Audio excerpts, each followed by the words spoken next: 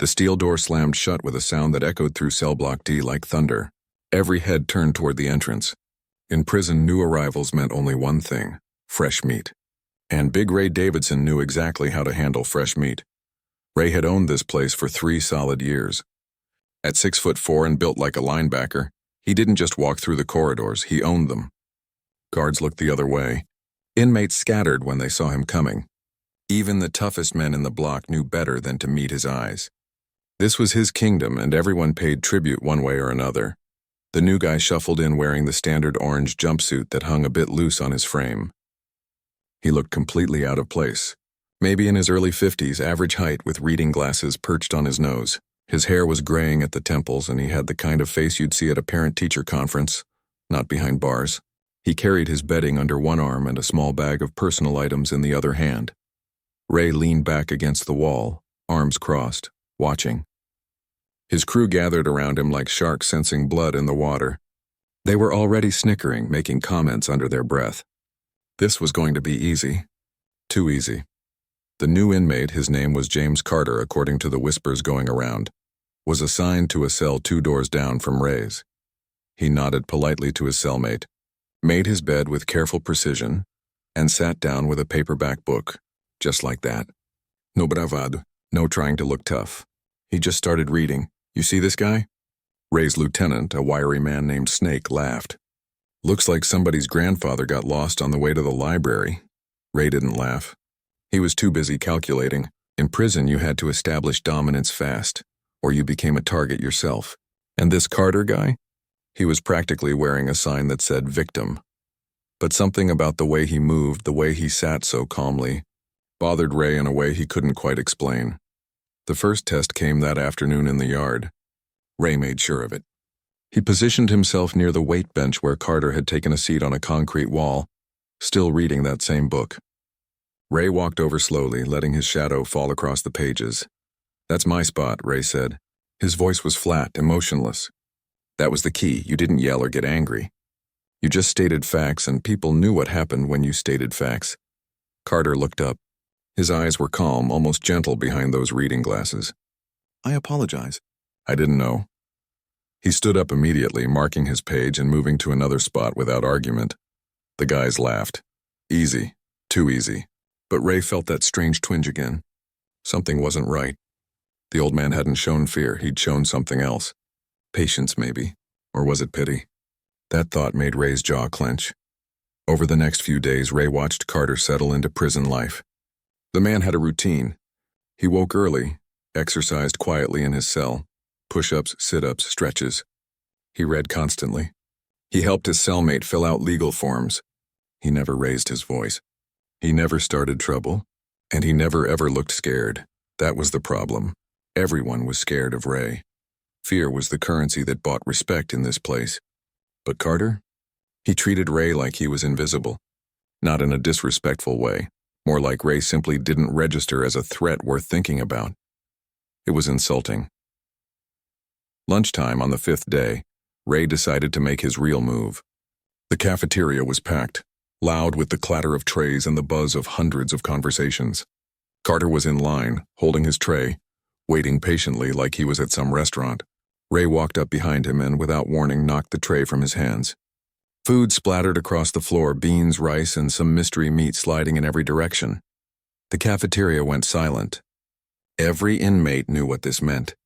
This was the moment Carter was supposed to either fight back and get destroyed, or bow down and accept his place at the bottom of the food chain. Carter looked down at the mess. Then he looked up at Ray. His expression didn't change. No anger, no fear, no surprise. He just looked at Ray like he was seeing something sad, something unfortunate. "You're going to clean that up," Ray said, loud enough for everyone to hear. "And then you're going to give me your commissary card. Every week. You understand?" The commissary card was everything in prison. Your ability to buy soap, snacks, anything that made life barely livable. Taking someone's card meant owning them completely. Carter stood there for a long moment. The entire cafeteria held its breath. This was it. This was where the new guy learned his place. Then Carter did something nobody expected. He bent down and started picking up pieces of his tray.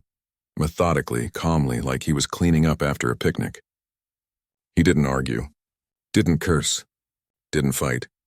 He just cleaned up the mess, stood up, and walked away. The cafeteria exploded with noise. Guys were laughing, pointing, talking trash. Ray's crew was slapping him on the back, congratulating him. Another conquest. Another inmate put in his place, but Ray wasn't celebrating. He stood there watching Carter walk away with that same steady gait, and the feeling that something was wrong grew stronger. The old man hadn't walked away defeated. He'd walked away like someone who'd simply chosen not to engage in something beneath him. That night, Ray lay in his bunk, staring at the ceiling. He'd won. Everyone knew it. Carter was his now, but it didn't feel like winning. It felt like he'd just made a mistake. A big one. 2 cells down, James Carter sat on his bunk, reading by the dim light. His cellmate, a kid named Tommy, who'd been terrified of Ray for months, whispered, "Why didn't you fight back?" Everyone knows what Ray's going to do now. He's going to make your life hell. Carter looked up from his book. His face was kind but tired.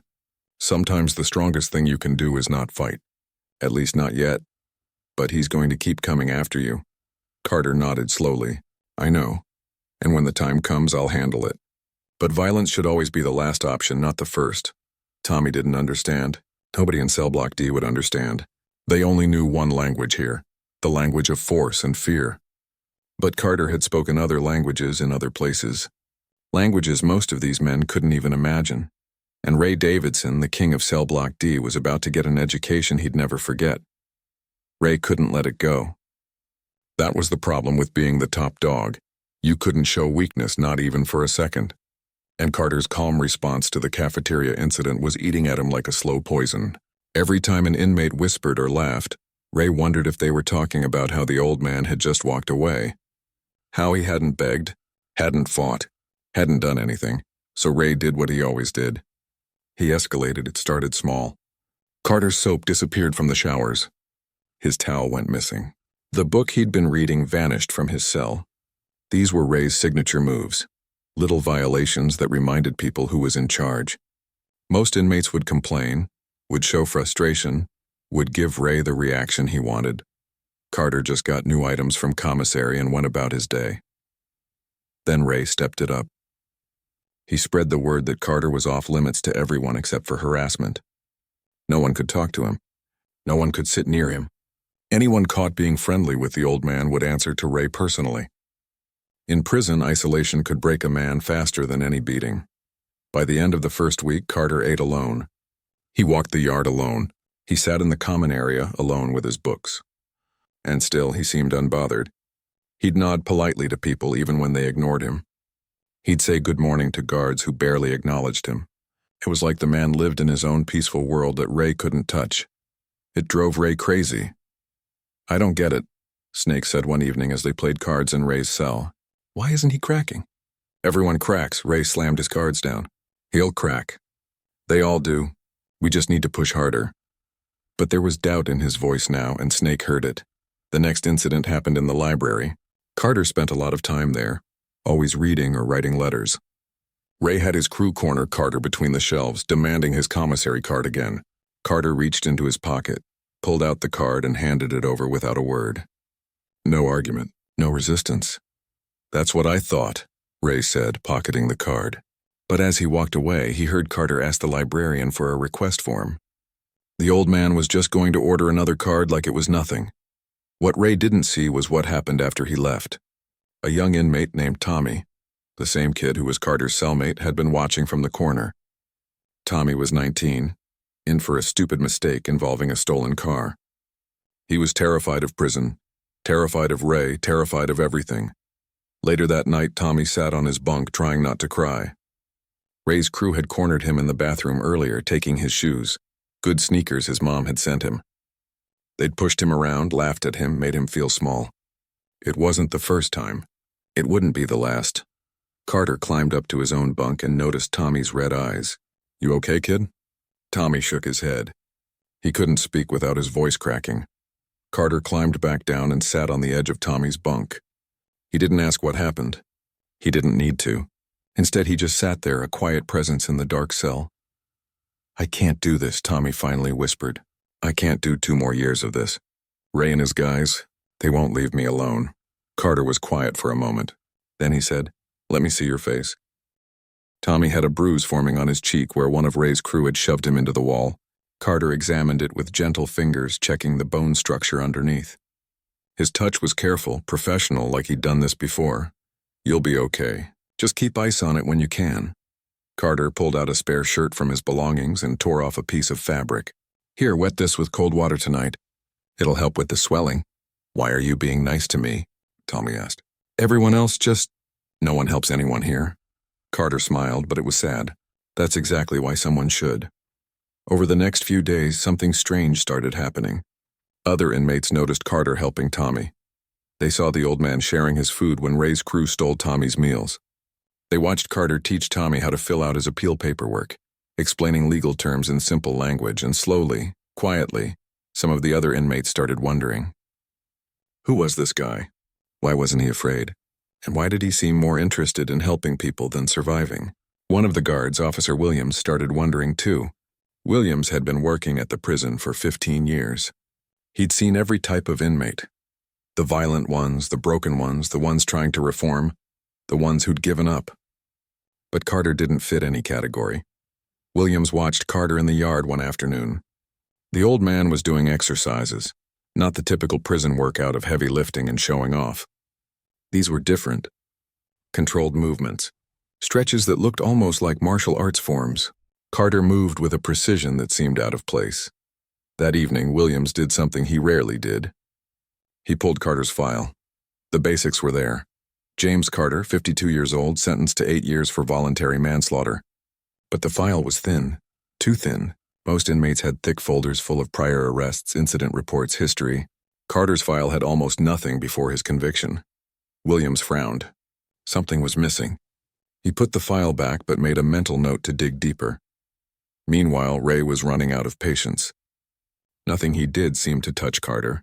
The old man just kept existing, kept helping people, kept acting like Ray was an annoyance instead of a threat. It was humiliating. "We need to do something public," Snake suggested. "Something everyone sees. Something that proves you still run this place." Ray knew he was right. The longer Carter remained unfazed, the more people would start questioning Ray's power. And in prison, the moment people started questioning, you were finished. "Tomorrow," Ray said. "In the yard. In front of everyone. I'm going to make him kneel." Snake grinned. About time. But neither of them saw Carter talking to Tommy in their cell that night. They didn't hear the conversation about choices and consequences. They didn't see Carter carefully fold his reading glasses and place them in his locker, like he was preparing for something. And they definitely didn't see the look in Carter's eyes, a look that wasn't fear or anger, but something else entirely. Something that suggested the old man had been patient long enough. Officer Williams went home that night still thinking about Carter's file. Something about this inmate bothered him. The way he moved, the way he carried himself, the strange calm that never broke. Williams had seen that kind of calm before years ago, but in a different context. It was the calm of someone who'd been trained, someone who'd seen real danger and survived it, someone who knew exactly what they were capable of. He decided he'd make some calls in the morning, pull some strings, figure out who James Carter really was. But by tomorrow afternoon, everyone in Cell Block D would find out anyway, and the truth would leave them all speechless. The yard was packed that afternoon. Word had spread fast, the kind of news that travels through prison like electricity through wire. Ray was going to make his move on the old man. Everyone wanted to see it. Inmates gathered in clusters pretending to shoot hoops or lift weights, but all eyes were on the corner where Ray stood with his crew. They were waiting, hunting. Carter walked into the yard at his usual time, 2 o'clock like clockwork. He had a book tucked under his arm, same as always. He headed toward his usual spot, a bench near the fence where he could read in relative peace. He made it about halfway there before Ray stepped into his path. The yard went quiet. Even the guards on the towers seemed to lean forward, sensing something big was about to happen. "We need to talk," Ray said. His voice was loud enough for everyone to hear. This wasn't going to be a private conversation. This was theater. Carter stopped. He looked at Ray calmly, then glanced around at the circle of inmates that had formed. 50 men, maybe more, all watching, all waiting to see the old man finally break. "What can I do for you?" Carter asked. His voice was steady, almost gentle. Ray laughed, but there was no humor in it. "What can you do for me?" "That's funny, old man. Real funny." He took a step closer. "Here's what you're going to do. You're going to get on your knees right here, right now. You're going to apologize for disrespecting me, and you're going to tell everyone here that I run this block." The silence was so complete you could hear the wind rustling through the fence. Carter looked at Ray for a long moment. Then he slowly reached up and removed his reading glasses. He folded them carefully, precisely, and tucked them into his shirt pocket. The simple gesture somehow made the air feel heavier. "I don't want to do this," Carter said quietly. Ray's face twisted with anger. "You don't have a choice, old man. Either you kneel or I put you on the ground myself." "That's not what I meant," Carter replied. His voice was still calm, but something had changed in his posture. His feet shifted slightly, shoulder-width apart. His hands hung loose at his sides. He looked relaxed, but to anyone who knew what to look for, he looked ready. Ray didn't know what to look for. "Last chance," Ray growled. He was done talking. Done waiting.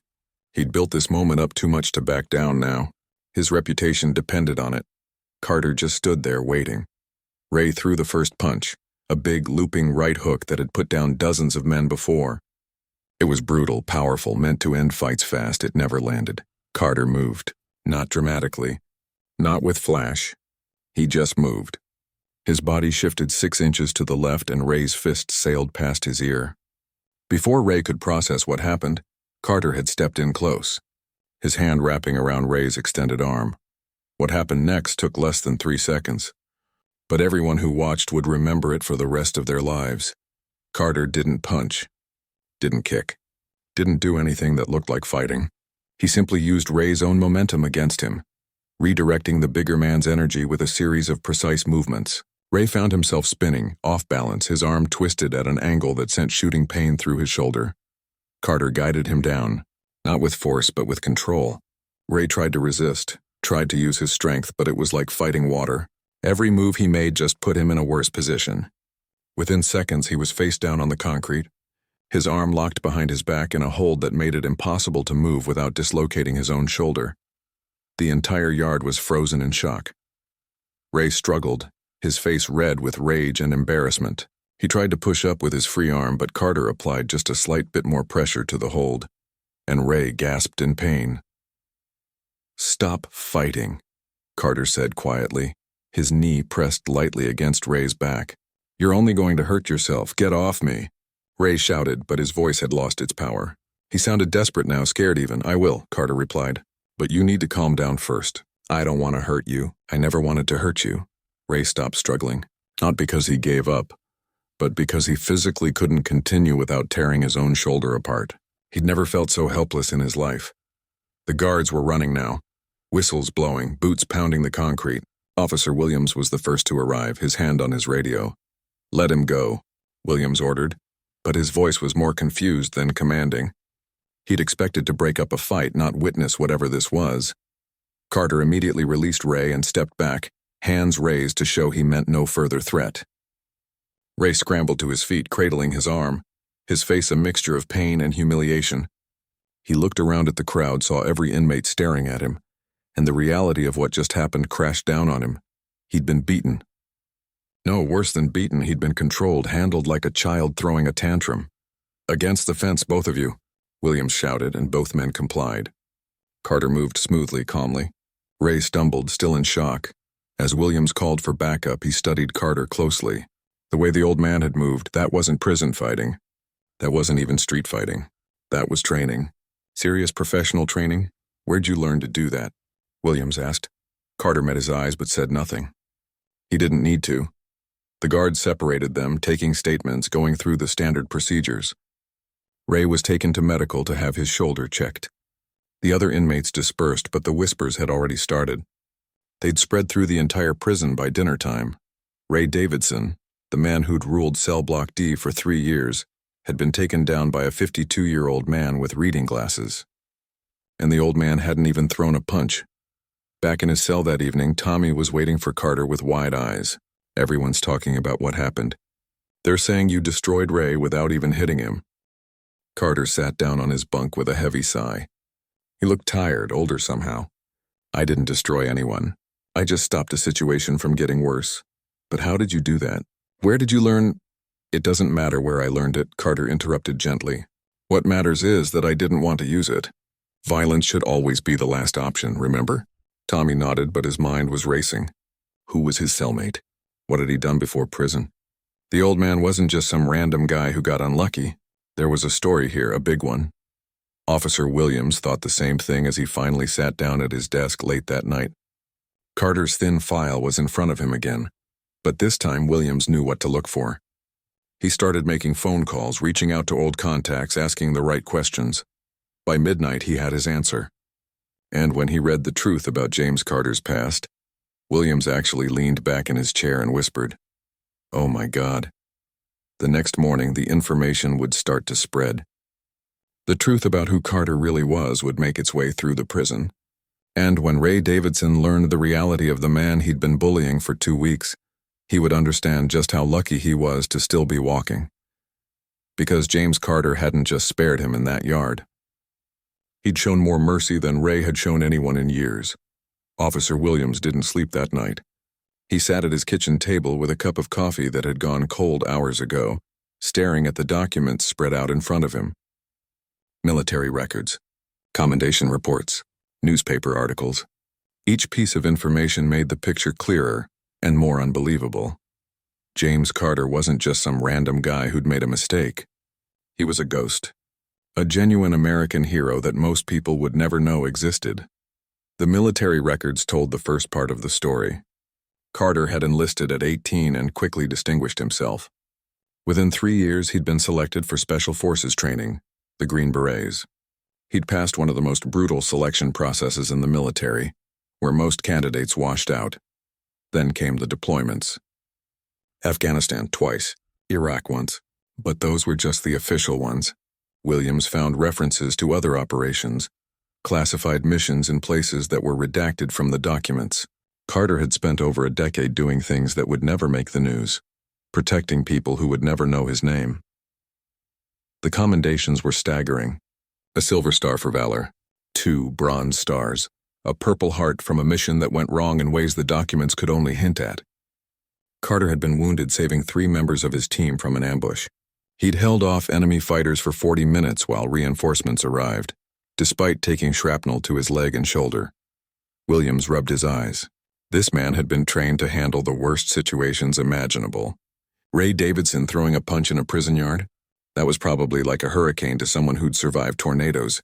But the story didn't end with the military. After 12 years of service, Carter had retired honorably and done something unexpected. He became a teacher, a high school teacher in a rough neighborhood, working with at-risk kids who reminded him of the young soldiers he'd once led. For 8 years, Carter had taught history and coached wrestling. Former students described him as tough but fair, someone who believed in them when nobody else did. He'd helped dozens of kids get into college, stay out of gangs, find better paths. Then Williams found the news articles about the incident that sent Carter to prison, and his chest tightened. It had happened outside a convenience store on a Friday night. Carter had stopped to buy groceries. In the parking lot, he'd witnessed a grown man attacking a teenage girl, trying to drag her into a car. The details were brutal. The girl was screaming. No one else was helping. Carter had intervened. He'd pulled the attacker off the girl and told him to leave. The man had refused, pulled a knife, and come at Carter.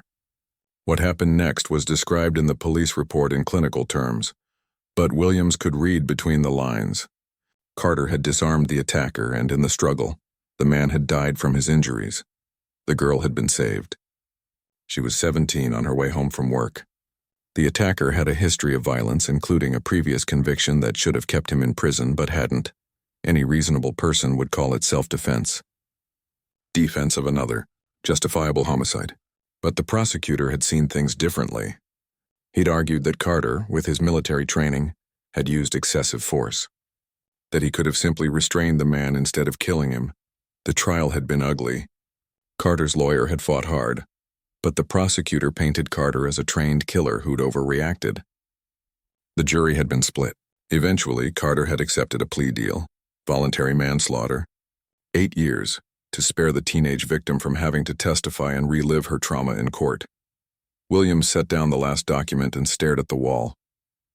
James Carter had saved a girl's life and was punished for it. And now he was in cell block D being harassed by a bully who had no idea how easily Carter could have ended him. The respect Williams felt was overwhelming. Carter had shown restraint that most men couldn't imagine. He'd taken weeks of abuse from Ray without retaliating. And even when forced to act, he'd controlled himself perfectly, using only enough force to stop the threat without causing real harm.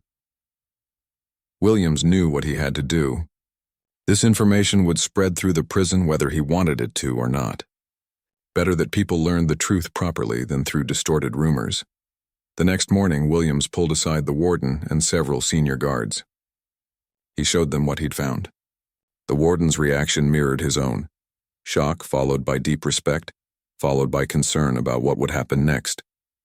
"This changes things," the warden said quietly. "When the other inmates find out who he really is." "They already know something's different," Williams replied. "After yesterday, everyone's asking questions." By lunchtime, the whispers had started. Someone had overheard guards talking. Someone else had seen Williams pulling military records. The story began spreading through cell block D like wildfire, growing and changing with each retelling. Some of the details were wrong, exaggerated in the way prison rumors always were. But the core truth was there. James Carter was former Special Forces, a decorated soldier, someone who'd been trained to do things that most people couldn't imagine. Ray heard the rumors in his cell. His shoulder still ached from the day before, a constant reminder of his humiliation. When Snake came in and told him what people were saying about Carter, Ray's first instinct was denial. "That's bull," he said. "Some old teacher doesn't just become Special Forces." But Snake shook his head. "Multiple guards are confirming it, man. And it makes sense, doesn't it? The way he moved yesterday, that wasn't luck, that was training." Ray sat in silence, his mind replaying the confrontation. The way Carter had moved with such certainty. The way he'd controlled everything without seeming to try. The way he'd warned Ray, given him a chance to stop. For the first time in 3 years, Ray felt something he'd forgotten existed. Shame. He thought about all the men he'd bullied over those years. Thought about Tommy and the countless others like him. Thought about how he'd built his reputation on fear and intimidation. And then he thought about Carter, who'd actually done things worth being proud of, and walked around prison like he had nothing to prove. Because he didn't have anything to prove. Not to Ray, not to anyone. That evening, Carter sat in the library as usual, reading. Other inmates kept glancing at him, whispering but keeping their distance. He'd become a mystery, a legend forming in real time. Tommy found him there and sat down across from him. "Everyone's talking about you. They're saying you were in the Army, Special Forces." Carter looked up from his book. His expression was tired. "Does it matter?" "Of course it matters. You're a hero. You saved people.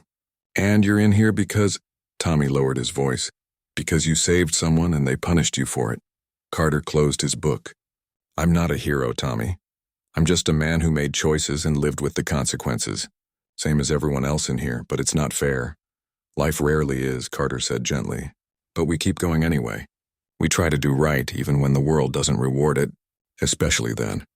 Across the prison, Ray lay in his bunk staring at the ceiling. His reputation was shattered. Everyone knew he'd been handled by a 52-year-old teacher. But for the first time, he was thinking about something other than power and dominance. He was thinking about the kind of man James Carter must be to have that kind of training, that kind of capability, and choose kindness instead of violence, choose patience instead of retaliation. Ray had spent 3 years being the biggest threat in cell block D, and in 2 weeks, a quiet man with reading glasses had shown him what real strength looked like. The question now was what Ray would do with that knowledge. And whether a man who'd built his identity on being feared could find a different way to exist. Tomorrow would bring answers. Because Ray had made a decision, one that would surprise everyone, including himself. Ray found Carter in the library 3 days after the yard incident. The old man was in his usual spot, reading a thick book about World War II. When Ray's shadow fell across the page, Carter looked up without fear, without anger. Just that same calm acknowledgement. "Can I sit?" Ray asked. The words felt strange in his mouth. He couldn't remember the last time he'd asked permission for anything. Carter gestured to the empty chair. Of course, Ray sat down heavily. His shoulder still ached when he moved certain ways, a reminder of how thoroughly he'd been outmatched. He'd rehearsed what to say, but now the words seemed stuck in his throat. I know what you're thinking, Carter said quietly, saving him. You're wondering why I didn't hurt you worse. Why I stopped when I could have kept going. Ray nodded. Yeah, and why you put up with my garbage for 2 weeks when you could have handled me the first day. Carter closed his book and set it aside. Because violence should always be the last option. I meant that when I told Tommy. I've seen what violence does to people, Ray. I've lived it. And I learned a long time ago that just because you can hurt someone doesn't mean you should. But I deserved it, Ray said. The admission hurt, but it was true. I've been making people miserable here for 3 years. Taking their stuff. Scaring them. Hurting them. He paused. Why didn't you just put me in my place from the start? Carter leaned back in his chair. Because I was hoping you'd learn without needing that lesson.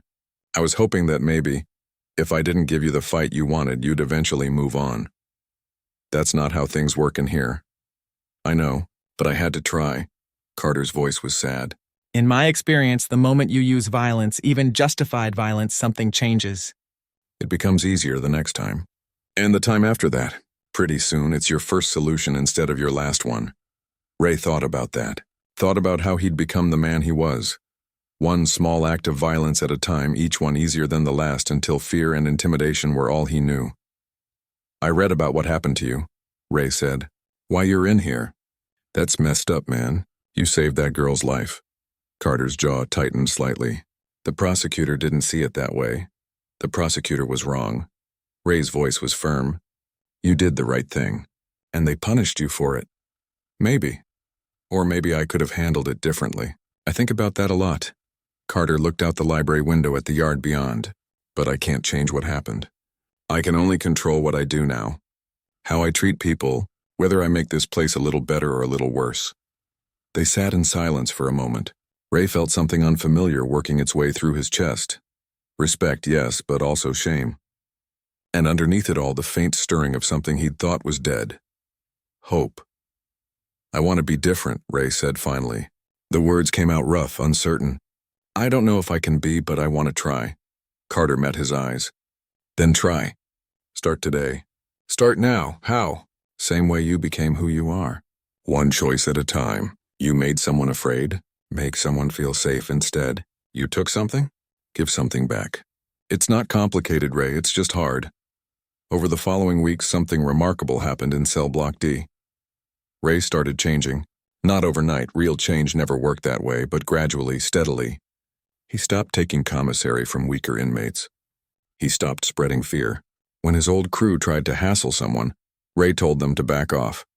At first, people thought it was a trick. Ray Davidson didn't just change. But as the days turned into weeks, the transformation became undeniable. Carter started holding informal meetings in the library. Just conversations, really, talking about life, choices, second chances. Ray started attending. So did Tommy, then a few others. Before long, a dozen inmates were gathering regularly, listening to Carter talk about discipline, respect, and redemption. I'm not a priest, Carter would say. I'm not here to save anyone. But I've learned some things in my life, and if sharing them helps somebody make better choices, then that's worth my time. Ray became one of Carter's most dedicated students. He apologized to people he'd hurt. Awkward, stumbling apologies at first, but genuine. Some people accepted them, others didn't. Ray learned to live with both responses. One afternoon, Ray found Tommy being cornered by a new inmate, a guy who'd just transferred in and was trying to establish dominance the way Ray once had. Ray stepped in, but not with violence. He just stood there, solid and unmovable, and told the new guy to walk away. You don't want this, Ray said. Trust me. The new inmate looked at Ray's size, looked at his reputation, and made the smart choice. He walked away. Tommy looked at Ray with amazement. You just helped me? Ray shrugged, uncomfortable with the gratitude. Yeah, well, someone taught me that making people scared isn't the same as being strong. 6 months into Carter's sentence, something unexpected happened. His lawyer filed a successful appeal. New evidence had emerged. Security camera footage that more clearly showed the attacker's actions, combined with testimony from the teenage victim, who was now old enough and strong enough to speak on Carter's behalf. The prosecution's case fell apart under scrutiny. Within weeks, Carter's sentence was reduced to time served. He was going home. The day Carter was scheduled to leave, half of Cell Block D gathered to say goodbye. These were hard men, people who'd built walls around their emotions to survive. But many of them had tears in their eyes. Tommy hugged Carter tightly. "I don't know how to do this without you here." "You'll be fine," Carter assured him. "You're stronger than you think. And you've got people looking out for you now." He glanced at Ray, who nodded. "I've got him," Ray said. "I'll make sure he's okay." Carter turned to Ray last. They stood face to face, the old teacher and the reformed bully. "Thank you," Ray said simply. "For what?" "For not giving up on me when I didn't deserve a second chance." Carter smiled. "Everyone deserves a second chance, Ray.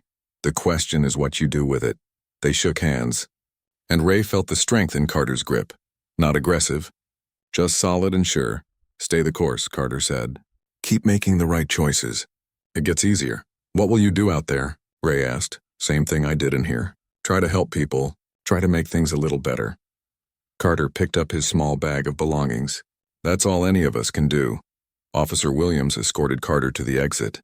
At the final door, he shook Carter's hand. "What you did in there, the way you changed that place, I've never seen anything like it." Carter looked back at Cell Block D one last time.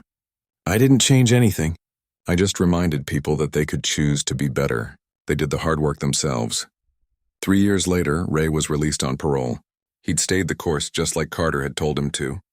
He'd protected weaker inmates instead of preying on them. He'd helped others with their legal paperwork the way Carter had taught him. He'd become someone completely different from the man who'd once ruled through fear. Ray got a job at a youth center in his old neighborhood, working with at-risk kids. When people asked why, he told them about a man he'd met in prison. A man who'd had every reason to destroy him, but chose to rebuild him instead.